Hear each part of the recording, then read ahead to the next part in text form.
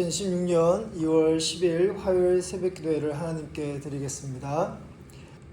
하나님의 말씀은 신약성경 요한복음 4장 15절부터 26절까지 말씀입니다. 신약성경 147면 요한복음 4장 15절부터 26절까지 말씀 한 절씩 교독하겠습니다. 여자가 이르되 주여 그런 물을 내게 주사 목마르지도 않고 또 여기 물 기르러 오지도 않게 하옵소서. 시대에 가서 내 남편을 불러오라. 여자가 대답하여 이르되 나는 남편이 없나이다. 예수께서 이르시되 내가 남편이 없다 하는 말이 옳도다. 내 남편 다섯이 있었고 지금 있는 자도 내 남편이 아니니 내 말이 참되도다. 여자가 이르되 주여 내가 보니 선지자로소이다. 조상들은 이 산에서 예배하였는데 당신들의 말은 예배할 곳이 예루살렘에 있다 하더이다. 예수께서 이르시되 여자여 내 말을 믿으라. 이 산에서도 말고 예루살렘에서도 말고 너희가 아버지께 예배할 때가 이르리라. 못하는 것을 예배하고 우리는 아는 것을 예배하노니 이는 구원이 유대인에게서 남이라. 아버지께 참되게 예배하는 자들은 영과 진리로 예배할 때가 오나니 곧 이때라. 아버지께서는 자기에게 이렇게 예배하는 자들을 찾으시느니라. 이는 영이시니 예배하는 자가 영과 진리로 예배할지니라. 여자가 이르되 메시아 곧 그리스도라 하는 이가 오실 줄을 내가 아노니 그가 오시면 모든 것을 우리에게 알려주시리이다. 함께 읽겠습니다. 예수께서 이르시되 내게 말하는 내가 그라 하시니라. 아멘. 요한복음 4장 중간부터 우리가 읽었는데요. 오늘 말씀은 예수님이 사마리아 여인을 만나시는 내용입니다. 우리가 읽지는 않았지만 4장의 앞부분인 1장부터 14절에서 예수님은 유대인이 가기를 꺼려하는 사마리아로 일부러 가시고 수가라는 동네에서 바로 이 여인을 만나십니다. 예수님은 그녀에게 물을 달라 하시며 이 물을 마시는 자는 다시 목마르지만 예수님께서 주시는 물은 영원히 목마르지 아니하다 하시며 바로 예수님께서 영원한 생명을 주시는 그런 분이심을 이 여인에게 이야기하면서 예수님께 초청하고 있습니다. 이어진 오늘 말씀에서 그런 물을 달라라고 요청하자 예수님은 여러 남편을 두었던 그녀의 상황을 드러내십니다. 15절부터 16절의 말씀을 보시면 여자가 이르되 주여 그런 물을 내게 주사 목마르지도 않고 또 여기 물 기르러 오지도 않게 하옵소서. 이르시되 가서 내 남편을 불러오라. 그녀가 영원히 목마르지 않는 물을 달라 할 때 그녀는 그 물이 가리키는 것이 예수님인 줄 제대로 몰랐을 것입니다.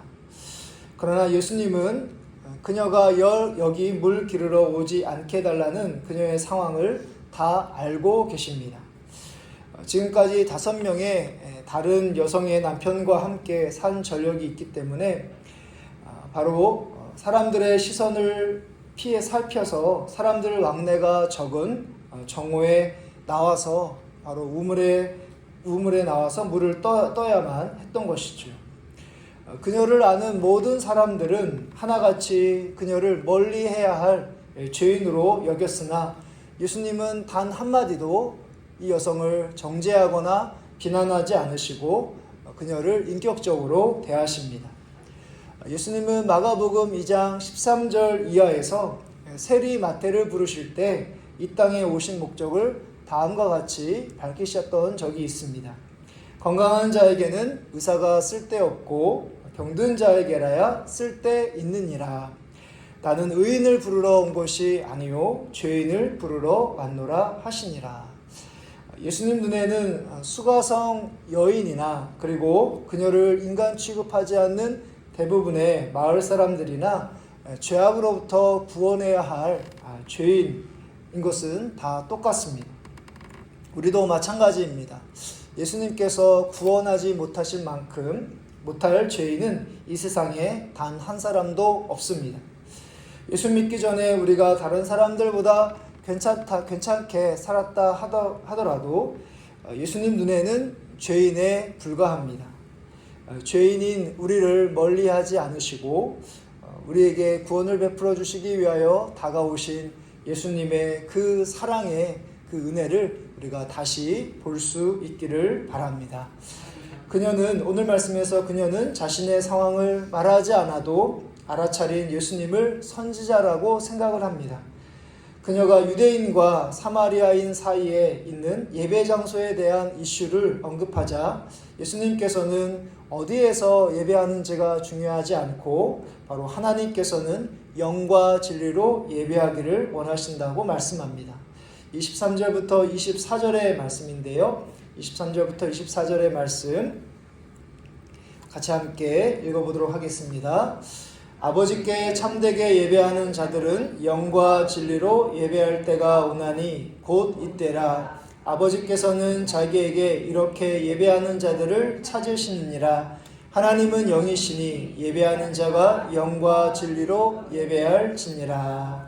아멘. 구약의 르호보암 왕 이후에 남유다와 북이스라엘로 나뉘게 됩니다. 남유다는 예루살렘 성전에서 예배했지만 북이스라엘은 예루살렘 성전으로 가는 것을 원하지 않았기 때문에 베델과 단이라는 곳에서 예배하기 시작합니다. 이때부터 남유다는 북이스라엘과 같은 동족이지만 남유다 사람들은 북이스라엘 사람들을 경건하지 않다. 예루살렘 성전에서 예배를 해야 되는데 그곳에서 예배하지 않는 그 북이스라엘 사람들을 경건하지 않다고 생각을 했습니다. 오늘 말씀에 나와 있는 이 사마리아가 바로 북이스라엘의 수도입니다. 그래서 바로 남유다 사람들은 북이스라엘을 갈 때 사마리아를 거치지 않고 우회해서 다른 곳으로 가기 시작했던 것이죠. 이런 역사적 상황을 언급한 그녀에게 바로 예수님께서는 예배를 어디에서 드려야 하는 장소 문제는 중요하지 않고 바로 하나님에게 드려야 하는 예배의 대상, 바로 하나님께 예배하는 것이 중요하다라는 것을 말씀합니다. 하나님의 아들이신 예수님께서 바로 이 여성 앞에 있기 때문이죠.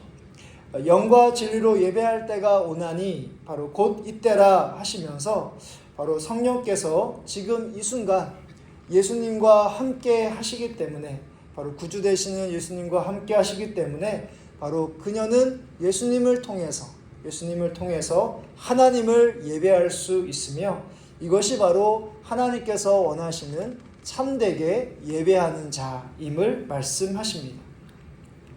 한국교회는 이전에 악기를 사용하는 여부에 따라서 또한 예배의 순서 같은 것을 이슈로 삼아서 마치 그것이 본질인 것처럼 다루어서 혼란을 겪었던 적이 있었습니다.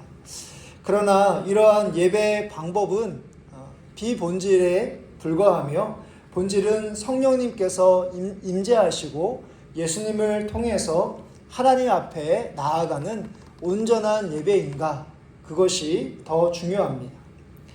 겉으로 드러난 것에 신경을 쓰기보다는 예배하는 이곳에 바로 성령님께서 함께 하시기를 갈망하며 십자가의 예수님의 그 은혜를 통해서 거룩하고 사랑이 풍성하신 하나님을 예배할 수 있기를 바랍니다. 오늘 말씀에서 사마리아 여인에게 예수님 자신이 그리스도임을 드러내고 계시는 것처럼 예배를 통해서 우리가 예수님께서 구주이심을 우리가 알고 그리고 예수 그리스도의 그 주님의 보좌 앞에 담대히 나아가 바로 하나님만을 예배하시고 성령께서 그런 은혜를 우리 모두에게 허락해 주시기를 주님의 이름으로 축복합니다.